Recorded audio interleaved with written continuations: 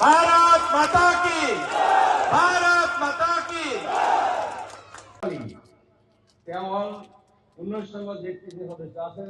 ৰাইজৰ সঁহাৰি যথেষ্ট ভাল হৈছে আৰু ৰাইজৰ সঁহাৰি দেখি আমি এটা কথা আমি প্ৰায় নিশ্চিত হৈছোঁ যে পালাজিত আমাৰ জিলা পৰিষদ এপিৰ মেম্বাৰ এইসকলক ৰাইজে ভোট দিয়াৰ কাৰণে মানে মন স্থিৰ কৰিছে আৰু আমি ভাবোঁ যে আমাৰ বিজেপি আৰু অসম গণ পৰিষদ আমাৰ মিত্ৰজোঁট গতিকে আমাৰ মিত্ৰজোঁটৰ সপক্ষে ৰাইজে ভোটদান কৰিব বুলি আমি আশাবাদী।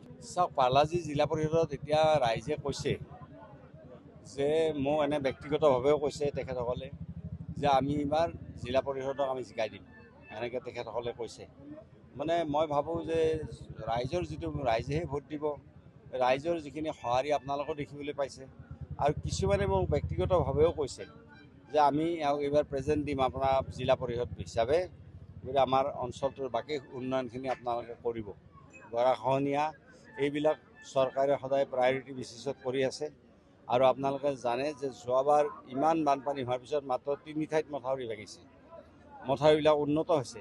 গতিকে পৰ্যায় ভিত্তিত মথাউৰিবিলাক উন্নত হ'ব আৰু মথাউৰিবিলাক পকীকৰণো কৰিছে এইবাৰ। গতিকে এই অঞ্চলৰ এই সমস্যাৰ কথা চৰকাৰ অৱগত এই সম্পৰ্কত। পোনপ্ৰথমে মই 18 নং পালাজি জিলা পৰিষদৰ অন্তৰ্গত মোৰ অতিকৈ শ্ৰদ্ধাৰ সন্মানীয় ভোটাৰ তথা মুৰব্বীয়ান মোৰ পিতৃতুল্য দেউতা মা দেউতাসকলক মই তেখেতসকলৰ চৰণত মই সেৱা জনাইছোঁ। তেখেতসকলে প্ৰথম অৱস্থাৰ পৰা আজিলৈ যি সঁহাৰি দিলে, মই এই সঁহাৰি তেখেতসকলে অহা 7 তাৰিখে দিব বুলি মই আশা কৰিছোঁ আৰু তেখেতসকলক মই আন্তৰিক ধন্যবাদ আৰু কৃতজ্ঞতা জ্ঞাপন কৰিছোঁ। ইতিমধ্যে আপুনি দেখা পাইছে আজি আমাৰ অন্তিম প্ৰচাৰ আছিলে আৰু আমাৰ খুব সৌভাগ্য যে আমাৰ মাজত একচুৱেলি ৰাইজৰ সুখ দুখৰ খবৰ ল'বলৈ আমাৰ মাজতে উপস্থিত হৈছিলে অসম চৰকাৰৰ জ্যেষ্ঠ মন্ত্ৰী তথা বৰপেটা জিলাৰ অভিভাৱক মন্ত্ৰী শ্ৰদ্ধাৰ চন্দ্ৰমোহন পাটোৱাৰী ডাঙৰীয়া। তেখেতে আমাৰ ইয়াতে আহিছিলে বৰপেটা জিলাৰ অভিভাৱক মন্ত্ৰী হিচাপে আৰু বিশেষকৈ 18 নং পালাজি জিলা পৰিষদত ৰাইজে এইবাৰ মুখ্যমন্ত্ৰী ডাঙৰীয়াৰ যি উন্নয়নৰ বিকাশ যাত্ৰাৰ যি চৰকাৰ চলি আছে সেই বিকাশ যাত্ৰাৰ চৰকাৰত সংখ্যালঘু ৰাইজে এইবাৰ মন প্ৰাণ ঢালি হিয়া উজাৰি ঢালি তেখেতক পদুম ফুলৰ ছবিত তেখেতৰ আহ্বানত ভোট দিব বুলি আশ্বাস দিলে।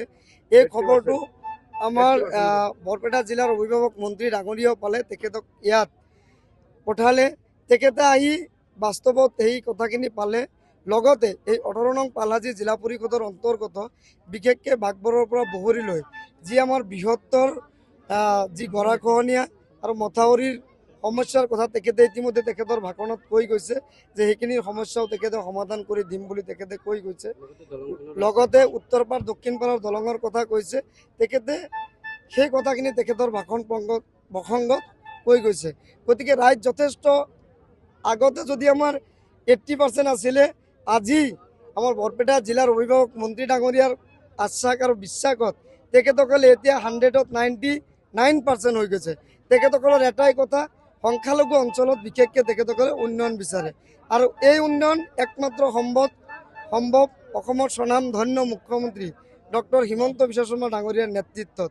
গতিকে সংখ্যালঘু ৰাইজ এবাৰ মন প্ৰাণ উজাৰি মুখ্যমন্ত্ৰী ডাঙৰীয়াৰ আহ্বানত সঁহাৰি জনাই 18 নং পালাজি জিলা পৰিষদৰ পৰা তেখেতসকলে বিপুল ভোটেৰে পদুম ফুলৰ ছবিত তেখেতসকলে ভোট দি পেলাই মোক জয়যুক্ত কৰিব বুলি মই দৃঢ়তাৰে বিশ্বাসী।